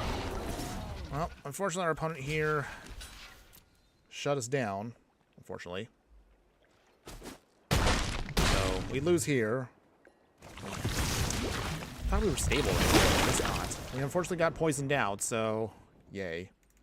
Lost again. Okay. Don't worry, everybody. We will try again. Well, Jolly Balloon Man is not doing as well as I thought, but I feel like maybe this might be a better creature, or at least a better deck for 4-player as opposed to 1v1. I know that many of my decks, they're not always the most optimized for their formats. Mostly, again, I just like playing fun, jank, whatever. But even so today, we haven't been doing as well as I thought, so it kind of makes me a little disappointed. But we have had at least a couple of good wins here and there, so I'm still happy with how the deck turned out. Having said that, however, there definitely would be maybe a little bit of change in how I would adjust the deck for the future, if we were to do this again. Okay, enter tapped. Okay, Sundown Pass, and let's see. Demand answers, alright. Put that down. Well, at least we have the Swords to Plowshare, so we do have a way of slowing down our opponent if they try to do anything. Upbraided Bluffs. Put down Ambitious Farmhand. Get a basic. Get a Plains. Alright.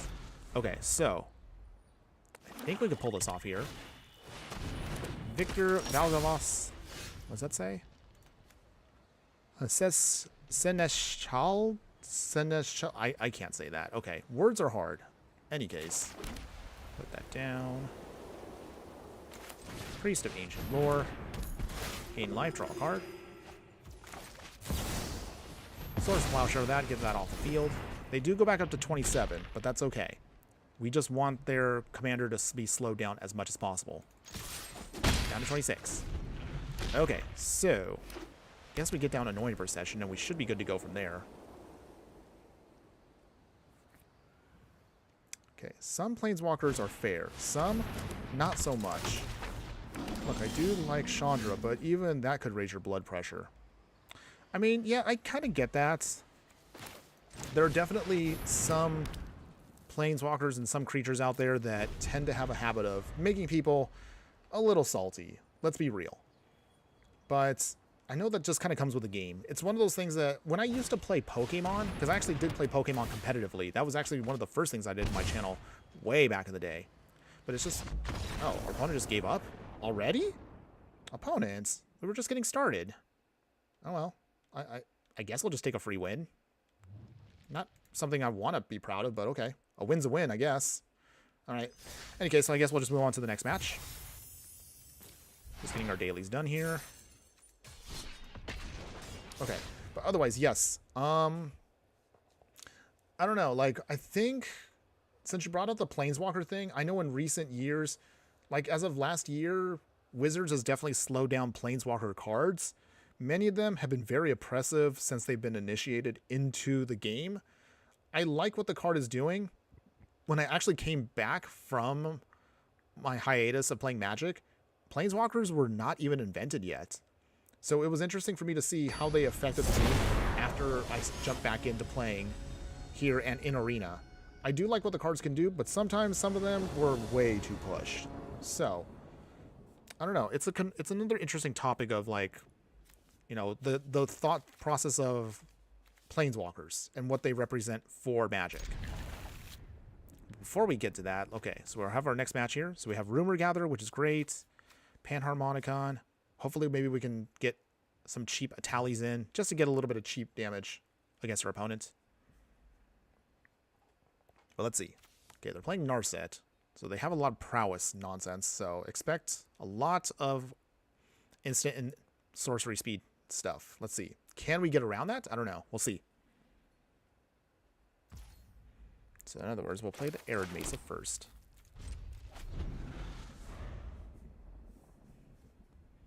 Alright, opponents, what do you got? What's coming down turn 1? Okay, Misty Rainforest. Okay, so they got their fetch land too. They crack it first.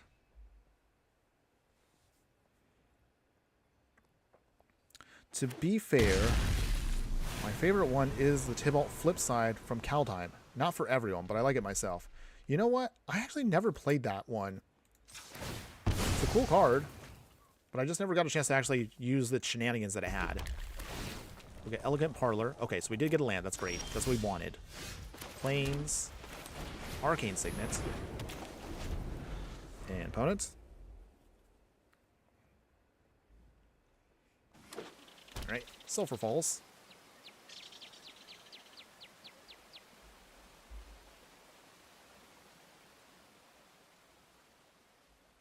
Opponents. Okay, take your time. No rush. Oh. Okay, they didn't play anything. Interesting.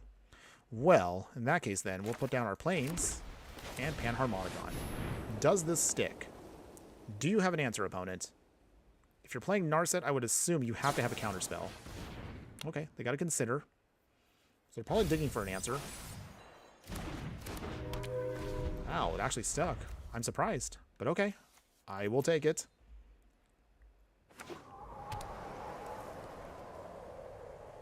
Opponent. Perilous Landscape, okay. Cabaret card. Well, if our opponent is not really doing much, we're going to just take advantage of these turns to slowly build up our mana. So hopefully we can pull off a couple of things in quick succession. Need some life there. Collector's Vault. This will help us draw some cards, make some treasures. Hopefully we'll dig to an answer that our opponent just can't stop. You know, I did notice some of the tricolor basically decks, like a Mutate deck. Yes, that one is coming. That one will probably be our next one we're going to do when I have time. But right now, the focus is just finishing the recordings for the Room Enchantment deck. And that one's going to be coming out. I'm really excited for that one. I did manage to finally crack a couple more rare wild cards for the remaining rooms that are essential to the deck. So, hopefully, we will get a chance to play with that soon.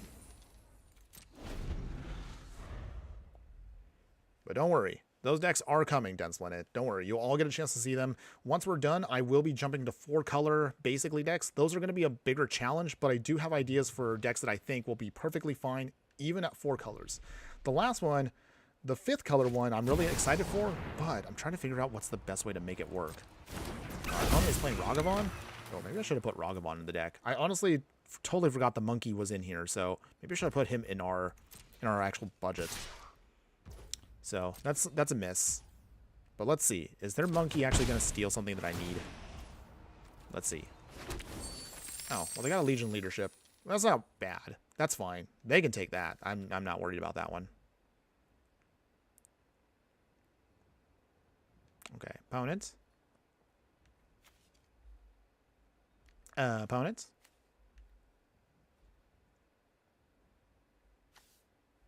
Come on. Okay, so they bounce back the monkey.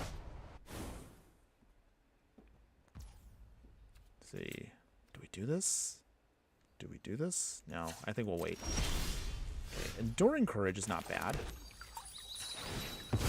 Okay, so here's how we do this. Fable Passage. We will get... I guess we'll get another mountain. Itali. Do you have an answer, opponent? You have 3 treasures. Well, do you have 2 treasures? Oh, wow, it did stick. Amazing. Okay. But do they have removal? They have a Triome and 2 treasures.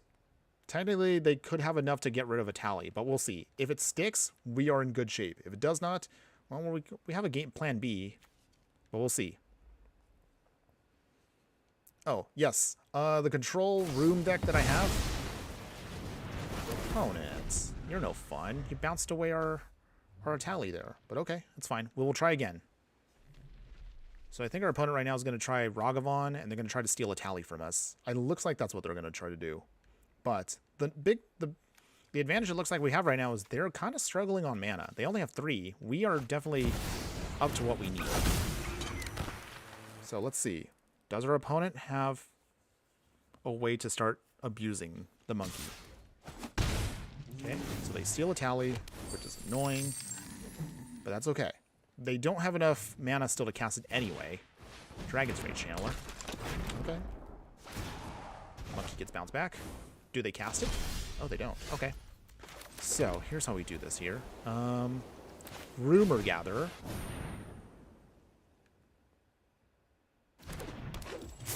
Jolly Balloon Man coming in. Oh, come on. Let it stick. Come on, opponent. Let it stick, please. Okay, they did. So we do get to scry. That's fine. Okay, we don't need another land. We need now action. Make another copy of Rumor Gatherer. So at least now we can start drawing cards, so that's great. Ooh, Johnny's not bad. That's fine.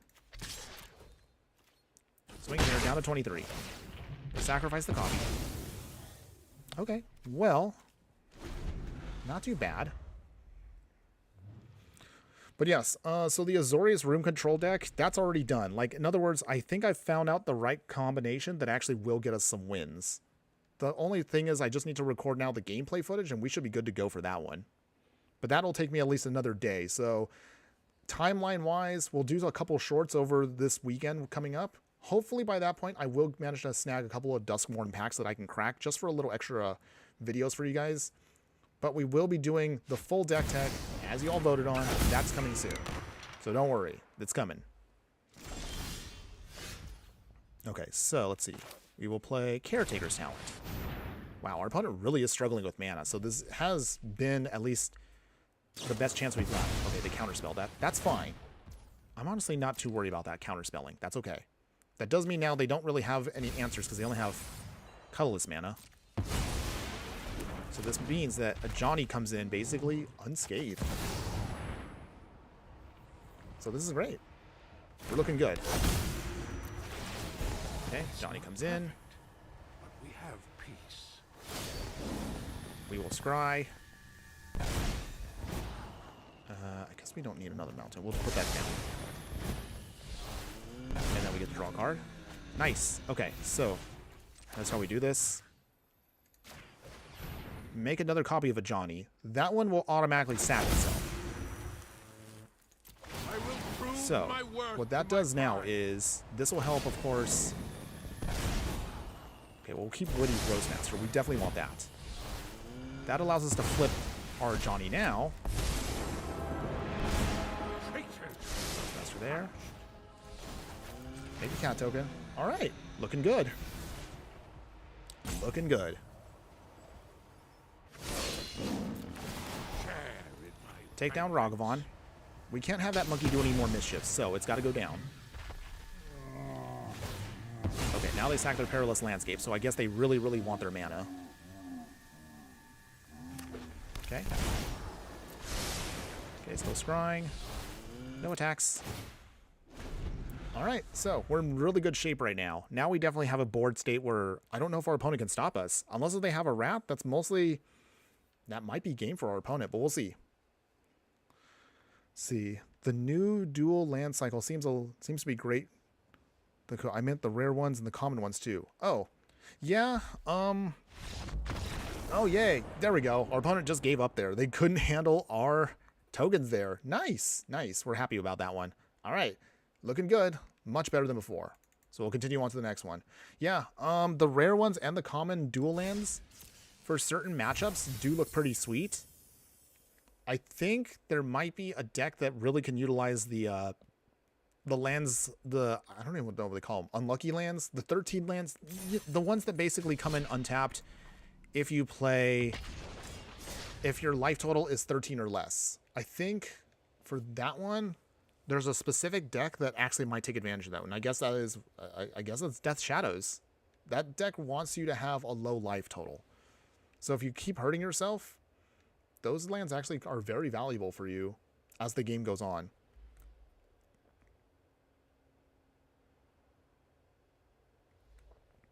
Okay. All right, getting some more matches. So looking at the clock right now, we got about 15, 20 minutes tops left before the stream is over. Just giving you all a heads up because, again, I got to take care of a couple other things. But I appreciate all of you hanging out with me and supporting me by watching the stream today. Having said that, if you do miss any of the stuff, don't worry. There is going to be copies that will be up on YouTube and Twitch and even X. So there are multiple places you can watch me. And then we'll, of course, have some time, of course, to break down what we did today, see how it all goes. And then hopefully from there, we'll just kind of wrap it up nice and easy. Yeah. So far, the deck hasn't done too bad, but it actually, I don't know. I feel like I probably could tweak this deck a little bit more to make it better. But we'll go discuss a little bit more of that once we get to the end of the stream. Until then, we'll see how many more matches we can try to squeeze in. So we got Ornithopter Paradise coming in now. Jolly Balloon Man's ready to go. We have enough mana, so we should be good on everything. Shatterfang. Let's see. Elish Norn's not too shabby there. Confluence. Fable the Mirror Breaker. Okay. So I think we can get Elish Norn down, and we should be good to go here. Oh, Mirkwood Bats. Okay. So they're going to try to burn us out with, I guess, tokens? Okay. So with that, how do we discard here? Is there anything we want to discard here? Actually, no, we won't discard anything. So with that, let's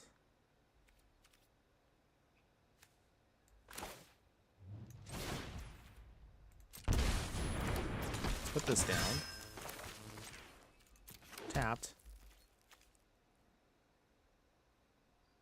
Okay. Oh, okay. That has to be greater power. Okay, so I kind of messed up there. Oops, that's not a big deal. Make a token.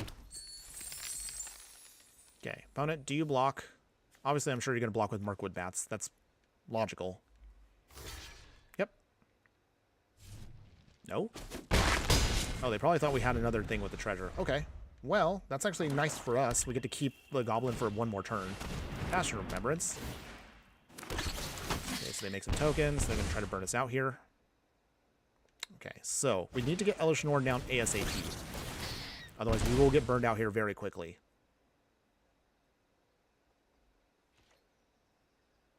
Opponent goes swinging. Yep, they do. Okay, this now flips. Fable the Mirror Breaker. Put down the plains. Elish Norn coming down. And then from there, what do we put down here? I guess the Goblin Bombardment. Oh, actually, I should have swung with Goblin Shaman first.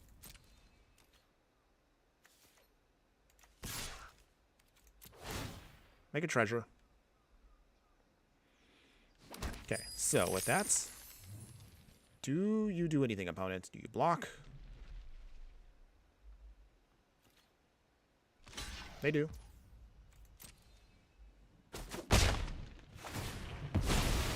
Okay. Get ping, that's okay. We're down to 10, though, so we are cutting it close here, but we're going to try to get around this.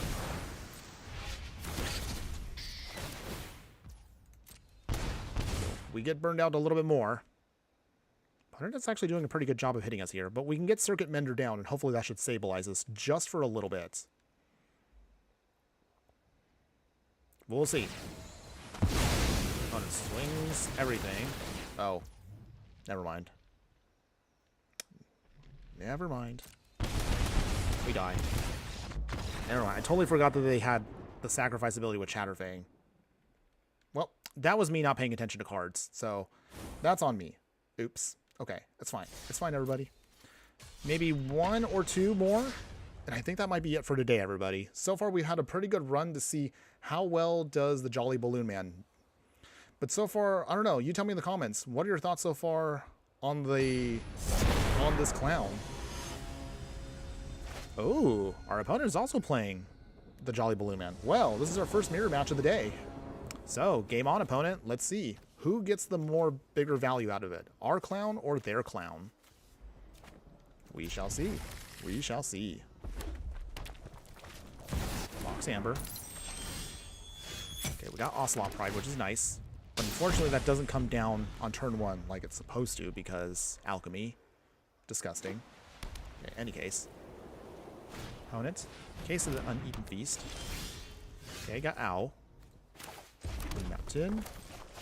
Ocelot Pride. I can't imagine that their deck actually has instants and sorceries like how we built ours. If they wanted to build theirs in a certain way, I would imagine that may not have anything to cast this yet. Okay, so they don't, which is great. There's this cave. Swing here. Down to 23. Let's see. Witty Rosemaster.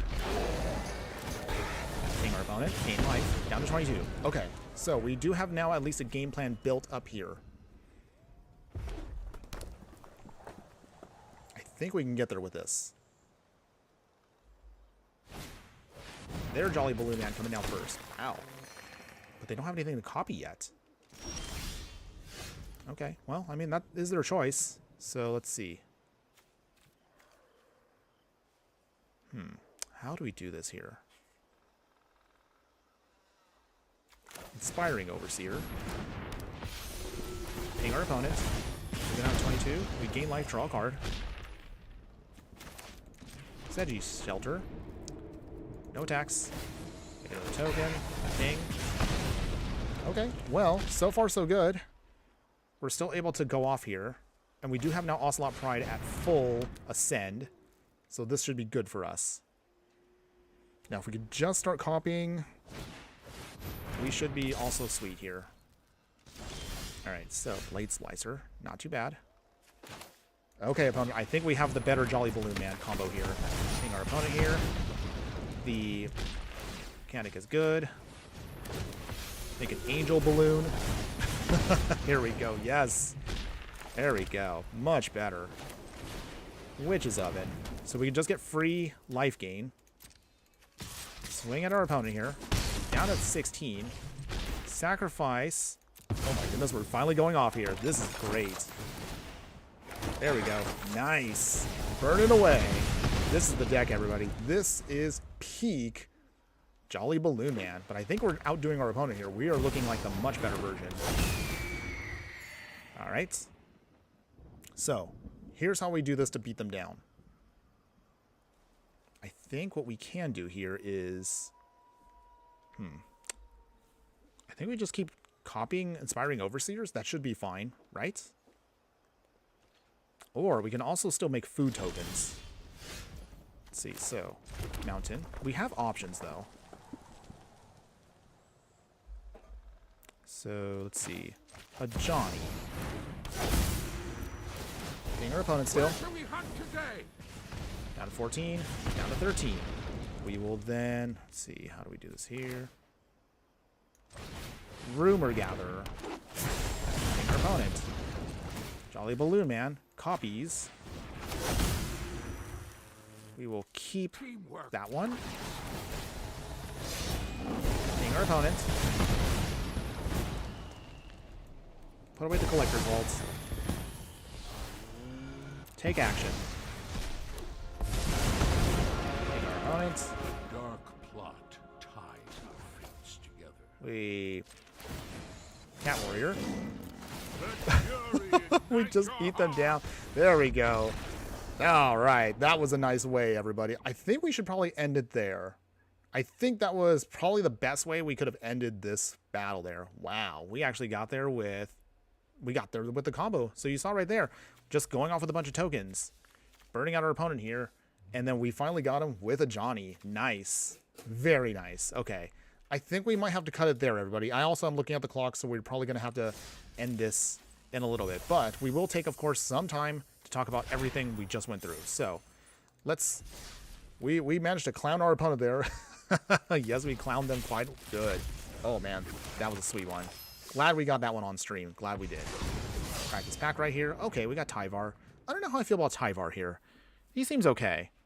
But I don't know if I would want to put him in. I don't think he's a commander card. He's definitely a 99 for an elf deck. We haven't actually done an elf deck in a while. Maybe we might do a sweet elf deck in the future coming up. But we'll talk about that again in a little bit. Otherwise, let's talk about our deck today. So that was basically it, everybody. As you saw right there, that was our overall experience playing with the Jolly Balloon Man. And you tell me in the comments below, here or in the replay, what do you think? Would you play the Jolly Balloon Man in any way, shape, or form? Truth be told, I actually do like the card. I'm actually pretty satisfied with how this deck turned out. Yes, there were quite a few matches we did lose. However, I think the Jolly Balloon Man might actually be a better card and at least a better deck in a 4-player commander versus here in 1v1 arena. Having said that, I probably would make sure to tweak this a little bit more to make it better for 1v1 as opposed to kind of the general build that I kind of was building for an overall arena experience. Still, when you manage to start copying select things, the Jolly Balloon Man can be very powerful if your opponent does not have removal. Quite a few times, I was actually surprised at how many times we managed to cast him. We actually didn't get it removed that often, so that actually was pretty nice for us. We managed to then get a couple of cheesy, obviously like nice burn kills here. You saw with what we had with Impact Tremors. You saw in the last match right there, Witty Roastmaster managed to go off. It was so nice. But then making those extra copies of other things really helped us out a lot there. Ocelot Pride there was an all-star in the last game there as we started making a bunch of tokens to start burning our opponent. You saw a couple matches, we had that Mog Mob win where we managed to put it in. We sacrificed it. We didn't get to make a copy of it, but it is nice that it is possible to do that and it can self-sacrifice. Witch's Oven also is something not to be underestimated for this deck because definitely you can use those tokens to then just do other things. Trigger off cards such as where is it at? So you can copy off those triggers of Caretaker's Talent or things such as your Ocelot Pride to make copies of it. It's actually really, really good as is. Having said that, you did see our biggest weakness today is we don't have any spot removal for 1v1. I wouldn't worry about that much, at least in a 4-player commander deck. In 1v1, maybe I would probably consider putting in more creatures that exile things and whatnot. That probably might have been a little bit better for us overall for the experience, but I wouldn't take it away from this deck as it honestly, it did its thing. You saw, but there were some moments that we probably could have done better if we just made some better adjustments. Now, as far as what you would do, since this is now a non-budget deck, what do you want to do if you're going to play this? Say like, again, you want to play this on our usual budget. I would think for the budget, first thing you want to do is just simplify the mana base. You can actually get away with just basic plains and mountains and a couple of the cheap tap lands like Rustvale Bridge here, or you can put down cards like Cabaret Courtyard. You can get away with this deck. Those aren't bad. Just know that you're going to be a lot more slower and it might not be as consistent, but it's still pretty good for what it is. So if I was to cut these all down right now as an example here, so let's say if we did this right now. So 1, 2, 3, let's see, 4, 5, 6, 7, 8, 9, 10, 11, and 12, 13, 14. So, as you saw right there, and if I was to put in all mountains and plains right there, you saw right there, we basically cut over a dozen rares just from the mana base, just to cheapen it out a bit. So even if we did that minimum, what are we looking at right now? If I was to look at it right now, so that's 1, 2, 3, 4, 5, 6, 7, 8, 9, 10, 11, 12, 13, 14, 15, 16. Actually, we have quite a few for this one. 17, 18, 19, 20, 21, 22, 23, 24, 25, 20, 26, 27, 28, 29, 30, 31. Technically, this one is actually not a mythic if you play this in actual regular paper. So 31. So if I cut at least just the minimum of the mana base, you're looking at about 31 rares and mythics mixed. That's still a little high, but you probably could go a little cheaper than that. I would be very careful as to which ones you want to cut. If you were going to do this in paper, then obviously some of the more expensive cards such as, let's see, like some of the more expensive cards such as Annoyed and Perception, Mondrak, they're not absolutely necessary for the deck. Those are just more basically win more cards. So you don't have to have those in. Those will cut off a ton of money if you want to put this together in paper. Let's see, Elish Norn can be cut as well. You don't have to have the double triggers on that one, but if you do want to keep at least one, Panharmonicon will probably be the one to keep. Most of the other stuff, same thing. You don't have to have all of these all-stars if you don't want them to. Flage also is, again, win more. It's great. It's a nice backup option, but it's not necessary for the deck to get the win. You saw today, we actually got away with mostly a win with just only a couple cards. Ocelot Pride, very expensive card.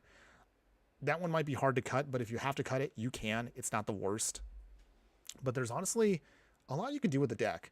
I'm actually thinking that if you guys want to see it, I can put in the description later on a super budget version if you are interested in that for this deck. But overall, if you just cut at least the land base, you're looking at, again, a deck that has at least 1/3 of it is rares. So a little on the high side, but it's not the worst.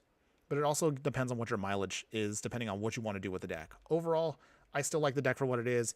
We didn't get as many wins as I was hoping for, but still, I had a lot of fun still when we actually managed to get those victories in. So with that, let's go back.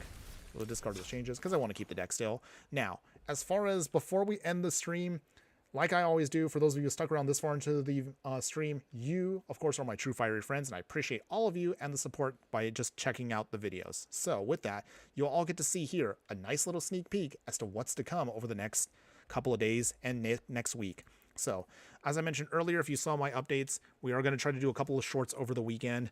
Our next deck is going to be a room control deck. I'm actually really excited for this one because, honestly, when I was testing it out, it's actually a lot more stronger than I thought it was. So this is going to be a great control deck that we'll be putting out there very soon.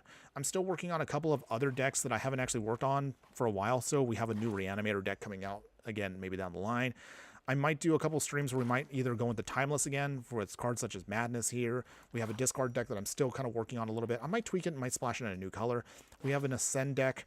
If you do want to play, say, like maybe the Boros Energy, but you want to be cheaper, there's going to be a mono white version we can look at. As far as other future decks, we have an Energy deck here that's also part of the Basically series. We do have a Basically Mutate deck that's coming soon as well.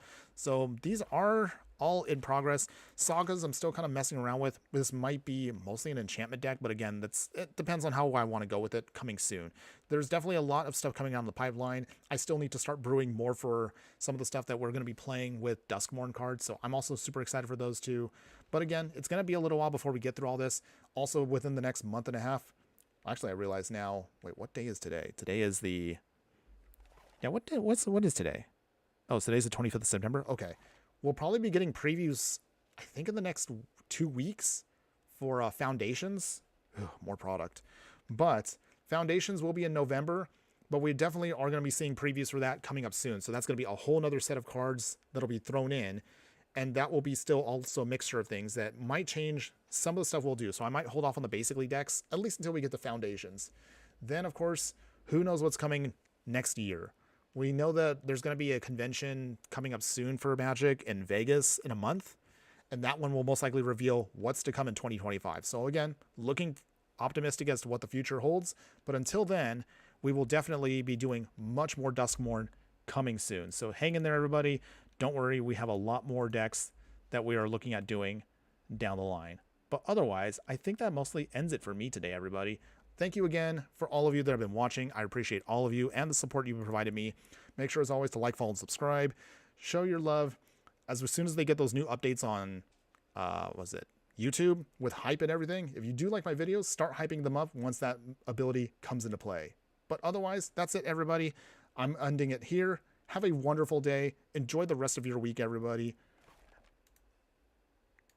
And just remember that no matter what you... Wait, hold on. Is it not playing? Hold on. There we go. And just remember that no matter what you do play in the game of life, always be sure to burn bright. Later.